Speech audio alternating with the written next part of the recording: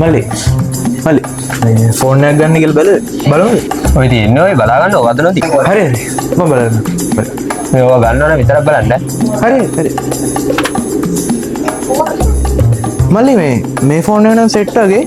මේකේ මේ විස්තර ටිකක් කියන්න ඕන. අයියෝ බබෙක් වෙන්න එපා. ඔය තියෙන්නේ බලා ගන්න ඕක. මල්ලි මේ ඔක්කොම හොඳ ෆෝන් නේ.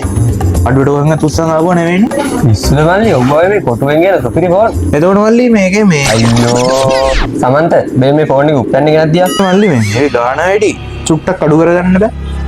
ගාන අඩු කරලා දෙන්න. තමගේ බාප්පගේ බූදලේ යනවා යන්න.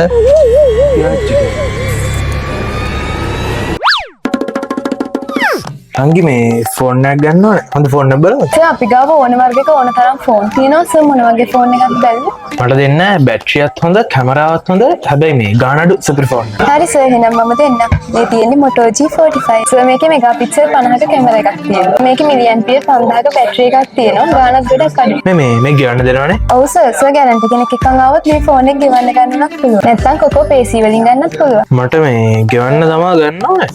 හැබැයි ගැරන්ට කෙනෙක් නෑ. එහෙනම් සර් ගැරන්ටි කෙනෙක් එක්ක එන්න. ගැරන්ට කෙනෙක් නේ.